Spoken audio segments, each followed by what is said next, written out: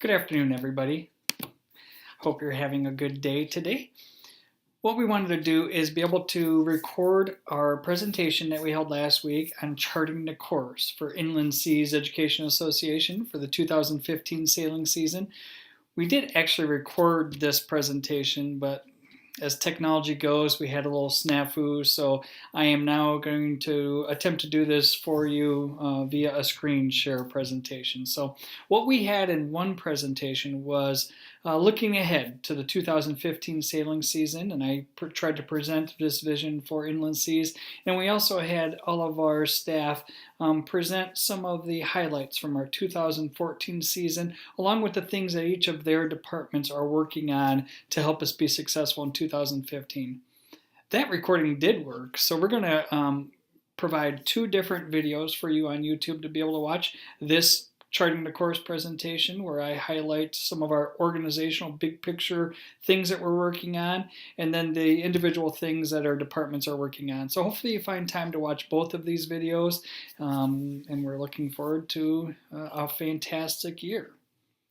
So our charting the course presentation, I'd like to be able to start with the reason why we exist as an organization, number one, and why we want to focus on the goals in 2015. And primarily it's to reach the ultimate destination of sustainability for inland seas. What we do is extremely important. And if there's no other message, that's what I hope folks hear. Inland Seas makes a difference in a variety of different ways. And we're going to be talking a lot today about this concept of going through a journey of renewal and growth for the organization. And these big picture ideas I'm hoping to share with you are ideas that we hope will help this organization be sustainable for the long run. These are pictures of my kids. One of the things I've realized is that I just haven't had the opportunity to get to know folks or have folks get to know me as much as we would have liked. So I'll have a couple of things in this presentation to help you get to know me, but these pictures are a little old, granted, but that's my youngest son, Elliot, on the left, and my oldest son, Kyle, on the right. And these are pictures of them enjoying what we all enjoy so much and why we support Inland Seas, our Great Lakes. And I think it makes the connection for us as to why it's so important that we do what we do. I've had the ability to grow up around the Great Lakes, and I can say easily that probably my memories I have of spending time on these lakes are some of the greatest memories of my life. And now I've had the opportunity to develop a wide range of these memories with my boys, whether it be fishing with Elliot or whether it be playing Tarzan from our sailboat. These are tremendous memories that I know they're going to carry on and pass on to my grandkids or their children, and hopefully those traditions continue to pass on from generation to generation. That's the hope for Inland Seas, that we're able to impact generation after generation of individuals, helping them to become our future stewards of this incredible resource. What we do is important, and we want to be able to be around for the long haul. Now, I struggled with how to present this information to folks and hoping that I might be able to make it engaging for you. So I'm going to ask if you'll play around with me for just a minute. One of the things we thought about, or we've been talking about as a board, is when we get this final vision for Inland Seas down, it would be fun to be able to hire an artist and draw up this beautiful map that shows the journey that this organization is going to take over these next 3 to 5 years. And if you think about what I want to present to you today, I'm going to do it in a journey format that would follow that thinking. So when you think about a long-term journey, you're going to have a final destination somewhere. But likely you'll have several legs of that journey where you'll have to reach predetermined destinations that will bring you along to that end destination.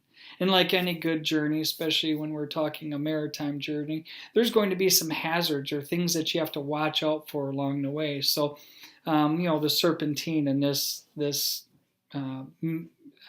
map kind of indicates that. But I'm going to point out some of the hazards that I believe this organization has to avoid as we transition through these next few years. What the purpose of this presentation, though, is to present some ideas or thoughts or things we've been talking about. And the primary idea for me is we're looking for your input. This is why we've held 4 different sessions. This is why we're putting this out here in digital format, because we want you to be a part of this journey. We want you to help us as an organization frame these concepts and these ideas. I've been here a year and I've learned a tremendous amount in this year, but I know I don't know nearly as much as you, because most of our supporters have been with this organization for a long time, and you carry with that a great deal of information and knowledge that I know that I would greatly benefit from, and I know our board wants to hear. So please consider this an open invitation. Listen to the ideas and thoughts that we want to lay out, but more than anything, know that we're hoping this spurs your thinking and your thoughts and ideas, and that you would share those ideas with us so that together we can plan the journey for this great organization. So, as I said, here's our first destination to this long-term goal of sustainability for inland seas. And like most journeys, our first destination is a critical one. This first destination is covering ship expenses for inland seas. This is a real important milestone for the organization, and something that certainly will lead to the sustainability idea. And as I said, most journeys have some obstacles or things to avoid. And our biggest obstacle right now is this stormy sea that we found ourselves over this last decade with regards to school funding. Inland Seas was started on a sound funding model. Schools pay for 1/3 of the expenses of this experience. Our donor base pays 1/3, and then we raise grant funds for the other third. This worked for us from 1989 through around 2005. And then the economy started to become in crisis, and the first major sign of that was with school funding. School funding was in a crisis mode, and I'm here to tell you I lived through this as a building principal. We being principals, administrators, put a complete end, unfortunately, to any extracurricular spending because it wasn't there. So field trip dollars were frozen, transportation dollars were frozen. Schools have been in a significant crisis mode for a good deal of time. What Inland Seas has been extremely fortunate to be able to do over that period of time is seek out additional grant funding to cover that school third. While that's been an incredible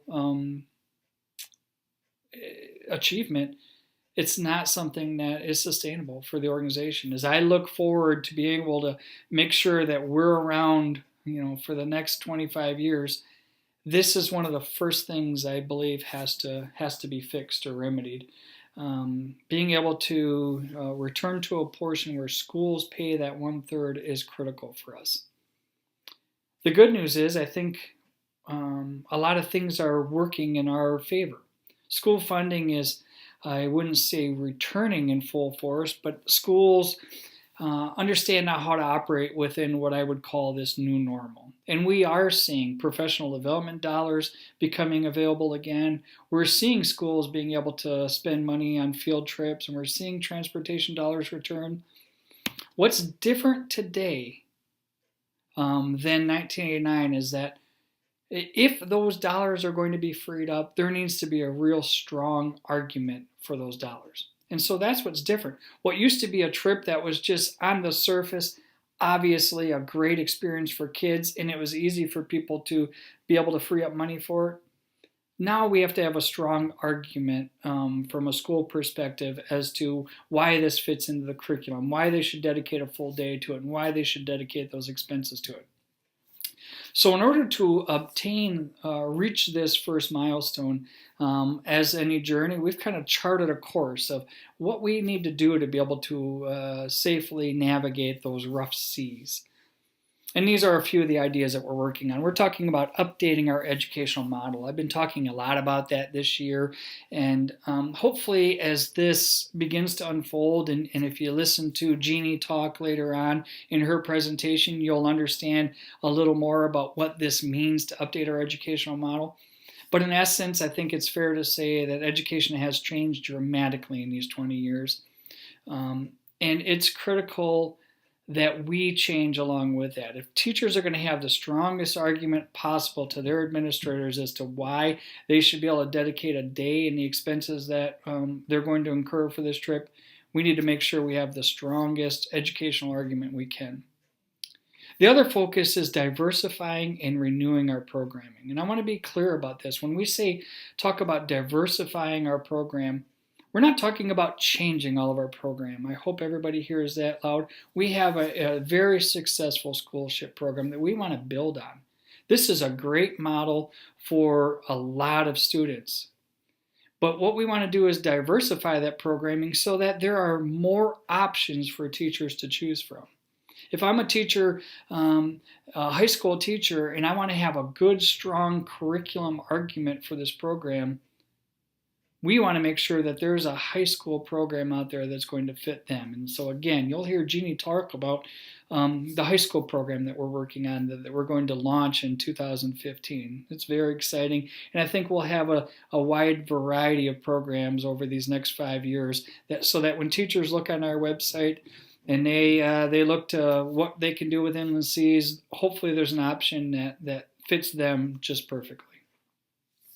The other thing that we think is important to return school funding is that we strengthen our relationships with schools. And this is something we're working on diligently right now, trying to get into schools as much as possible and show them our scientific expertise. What we do is special, what we do is unique, and we want to make sure schools understand this. If we're working with schools during the off season, that means we're going to be doing professional development with teachers, helping them understand how to teach science in their classrooms. The more exposure we have to teachers, the more work we do with teachers, the more we're going to be seen in a bright light in the area of science. And I believe that more teachers will look towards our schoolship programming because what we do is outstanding. The other thing that I'm hoping everybody hears and kind of understands this year is that we want to begin the process of phasing out this grant funding. We understand that we can't just say, you know what, schools, we can't provide scholarships anymore and take that money away, because we won't have a program to offer. There won't be schools that come. I think what we need to do is phase this out over the next 3 to 5 years. And so we have a plan for that. We're starting this year. Most folks realize last year we had our busiest schoolship season ever. We proved that we can impact more schools through our schoolship program. But this year what we want to do is plan for the ability to start phasing schools away, and for some schools to make that critical decision that if we don't provide them full funding, they might not be able to come. So we're going to scale our expectations back and plan for an average schoolship season. That's 120 schools. Still a very significant number, and that would be an average number for the organization over the years. Our goal, our long-term goal after 5 years, is that we hope to be impacting 150 schools a season. There's enough time, there's enough blocks, and if we're able to continue to utilize the Manitou for part of our programming, there's room for 150 schools. So this year, if we set our sights on 120, that allows us to begin the process of phasing out school funding. Now I want to take just a time out here for a second and make sure that it's very clear to folks. Inland Seas is not going to turn schools away if they are legitimately not able to pay for this experience. We have always, since our inception, provided scholarships to schools that can't afford this experience. That's a part of who we are, that we want to make sure that we expose kids who otherwise wouldn't have this opportunity to this trip. What we're talking about is there is definitely a percentage of schools that can afford this experience. And if they can, we're going to start asking them to pay for it. So we've got a process in place that's going to do our best job as we can to fairly evaluate whether or not schools can pay. And then schools that can pay, that have been receiving a full scholarship, as the majority, 90+% of our schools have, they might go from an $800 full scholarship down to a $500 scholarship. So they'll pay $300 of an $800 program. The next year, they might further be scaled back to $300. So we're going to do this gradually, and our target is increasing the number of schools that pay each year by 10%. And when we say that pay, we're not talking from full scholarship to zero scholarship. We're talking about paying a portion of that trip, and that portion will expand each year. So that's our plan. So hopefully folks will have a little calmer season this year at 120 schools, and we'll be able to carry that out over the next few years. And the last big point that we want to be able to make, if we're going to be successful in making these program updates and diversifying this program, is that we really want to be able to focus sharply on growing our volunteer base. Emily is going to talk in the other presentation about some of the things that we're working on from a volunteer coordinator perspective. And she'll make sure to make the point that we're not talking about replacing volunteers. We're talking about making sure that volunteers aren't pressured to volunteer when they don't want to, that volunteers aren't burned out, and that volunteers are supported because every one of our stations is filled with a volunteer. In order to be able to make that happen, we need to grow this volunteer base. In order to fulfill this goal of 150 schools, we need to be able to have additional volunteers to choose from. So that's going to be a big focus for us. This is part of that renewal and growth campaign. So remember, we're still talking about this first destination. It's a little harder to be concise when I'm doing this video format. I think if you were out there in the audience, I might be a little quicker, so sorry. Our second obstacle with SHIP funding is that we have a difficult time fully funding our operations during the summer season. And that's the depiction I have here with this picture of the tugboat pulling the tall ship. Because in essence, that's what the organization does during the summer. And I think this is an easy obstacle to overcome. We have an incredible product. We have a tremendous asset in our schooner. We live in the best region you could possibly ask for what we do. I believe there is no reason that the organization should have to supplement funding during the summer months, because our product is strong. We ought to be able to easily attract tourists to enjoy what we have to offer from an educational standpoint. So here's our course that we're going to follow to be able to support program funding during the summer season. Again, it's very similar. We want to diversify and renew the summer programming. We want to have a menu of options that's attractive to those people that come to visit our region over the summer. We also want to diversify our programming so that we're not 100% reliant on tourists. We're not 100% reliant on school kids. We're not 100% reliant on college groups. We want to have a nice diversified approach where we have overnight programs for high school students, college students, where we do focus on our tourist population, where we focus on school groups, on camps. As much of a variety as we can, I think, would strengthen our summer programming. We also want to strengthen our research focus. This is the reason we hired a lead scientist. And again, I'm going to point to Jeannie's discussion that she'll have with you later. But I believe that one of the best ways to accomplish some of our summer goals is to ensure that our programming is occurring around current active Great Lakes research. The first obvious benefit to that is we can obtain research dollars for doing what we do. The other thing is, if we're conducting current active Great Lakes research that's being funded through organizations like the EPA, that means this is going to be cutting edge research, and oftentimes about things that people don't know about. For example, the work we're going to be doing this summer with microplastics. This assures that our programs are going to be renewing on a regular basis. If we're conducting current active Great Lakes research and we're building programming around that research, that means we'll be updating and changing that program on a regular basis. Our goal here can be, I think, simplified in stating that what we want to ensure happens is that people don't say what I've been hearing over this first year with the organization. When you ask people about inland seas, a lot of people say, yeah, I've done that. Yeah, that was fun. As though it was a single thing or a single opportunity. Instead, what we want folks to be able to say is, wow, Inland Seas has another program. I can't wait to check this one out because the last time I went, it was so great. We want to ensure that our programs are different enough and awesome enough that people can't wait until our next program offering.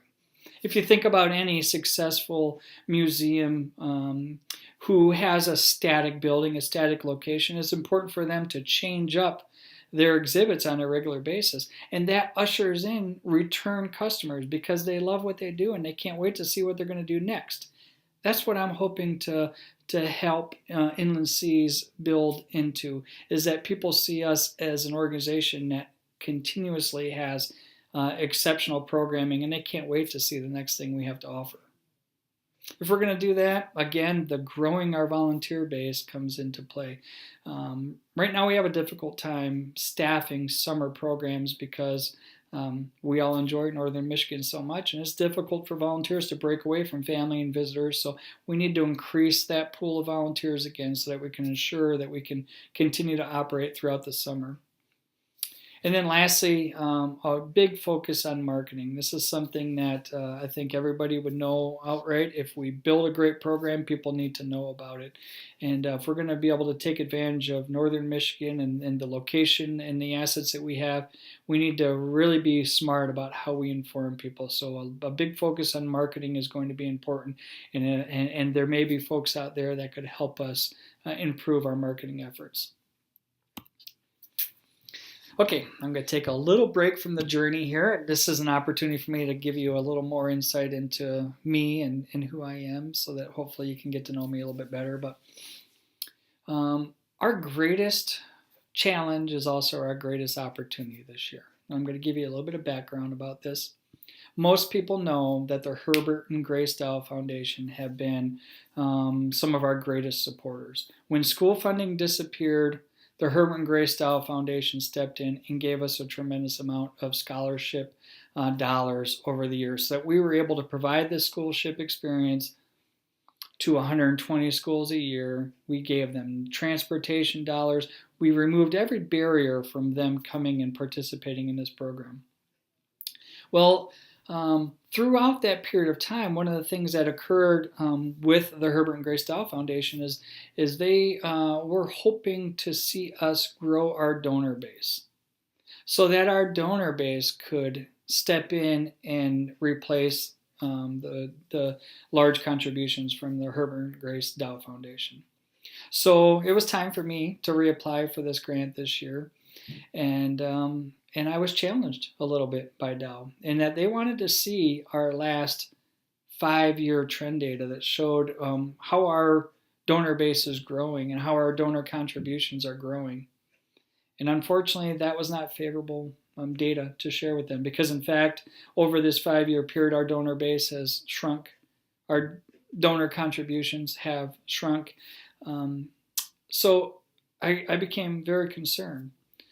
And what in turn happened, instead of Dow saying, you know what, you guys haven't held up your end of the bargain, they've said, we're going to help you.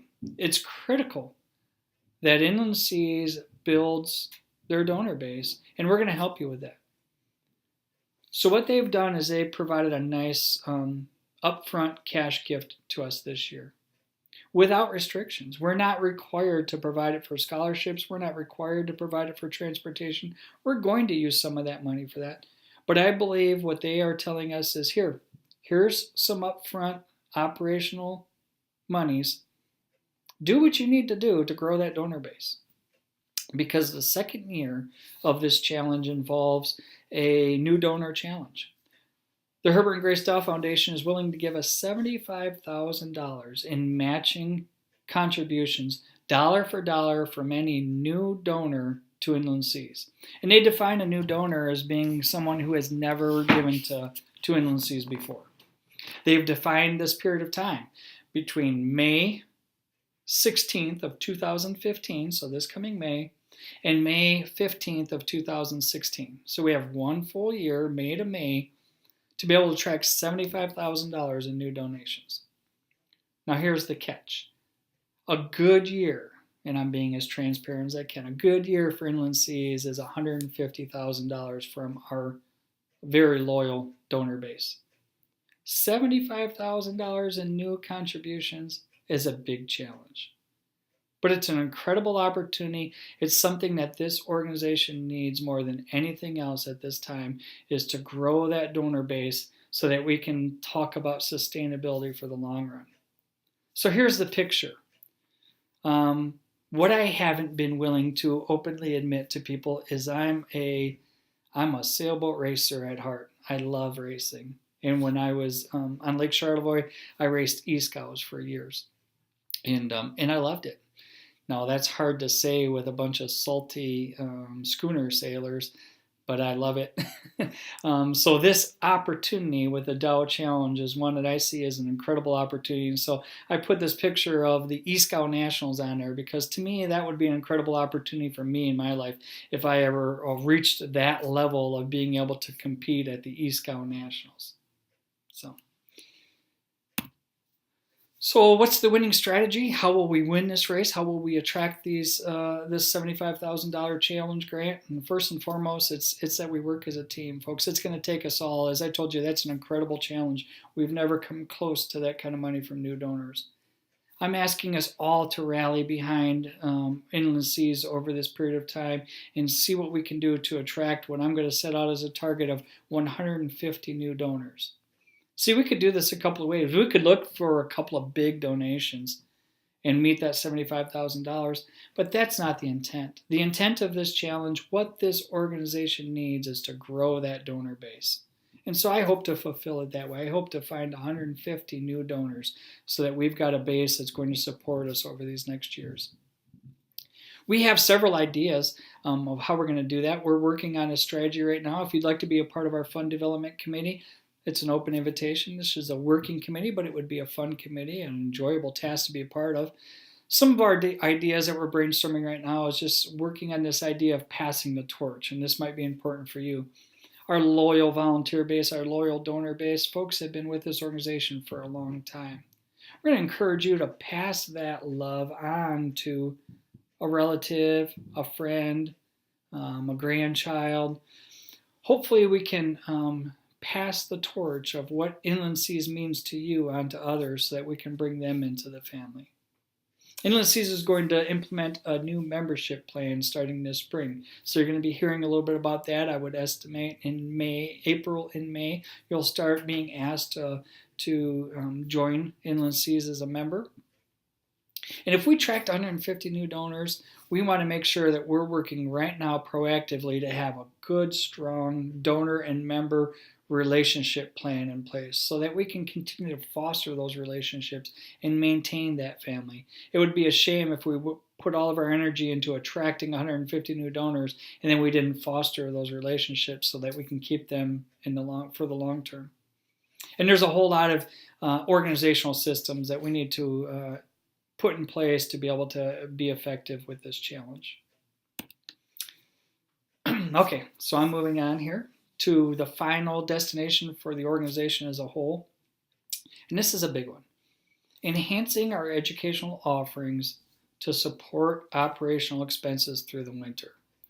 And you'll see I put a beautiful tropical destination for this goal as well, it just seems to ring true to me this time of year, how nice it would be to be on that tropical island. Here's our obstacle, though. You'll see that we're a long way from that tropical island with the obstacles that we have to avoid. And the primary obstacle here is that our educational center expenses far exceed revenue. Folks, I need to be honest with you and say that in essence, the work that we do after that ship is tied up to the dock, we earn zero revenue for. The only thing that keeps this organization going 12 months out of the year is that ship. That's the number one reason that that's our first destination, is making sure that that ship funding is in place, because it's critical. It's what provides revenue for the entire year. But this organization is not sustainable if we continue to try to fund 12 months of the year on only a few months of summer operations. It's critical that we find a way to generate revenue for the entire year. So the course that we want to follow to avoid this obstacle. The first one could be controversial, but I think it's critical that we start looking at this as early as possible. Finding partners to share in our building expenses. We have an incredible facility here. We want to make sure we maintain our museum and exhibit space, but we've got a large basement. We have a large office space. What I would like to be able to do is try to find somebody to share this space with us. So if you have anybody looking for office space or some ideas about creative uses for the lower level in this facility, it's very important that Inland Seas finds a way to share some of these building expenses to help offset those expenses that we incur over the winter months. Probably our shining star, the program that we do attract people with, that we get a lot of attention from during the off season, are boat shop offerings. Chuck Dickerson and the gentleman down there do an incredible job. People love it. There's not a better story than that youth boat building program, and I think what an opportunity to expand those offerings. That would bring a potential revenue stream to this facility and have us impact additional people during the off season. The other primary objective that we want to work towards during the off season is conducting school outreach. We're good at what we do. We have a great educational program. We do a good job of getting kids hands-on and dirty and wet and having them understand the Great Lakes ecology. School's just getting warmed up when we're starting to batten down the hatches. There's a lot of school year there waiting for us to be able to impact kids. So what I would propose that this organization focus on is doing more school outreach, going to schools. Because we have a choice to make. We could try to build programs to attract schools to come to our education center, or we could build programs to go to schools. I've run the numbers. I've spent a lot of time working through this. And my belief, anyway, is that we would be far more productive if we focused our energies, times, and resources on going to schools as opposed to attracting them to come here. You have issues with, taking an hour to get here, taking an hour to get back to school, the transportation costs involved. There's a lot of reasons for schools not to come here. If we go to them, it's an hour. It fits in their day, it builds around their schedule, there's little disruption. It makes it a lot easier for schools. I'll put on my principal hat and just talk to you a little bit about what schools do during the off season or during the school season.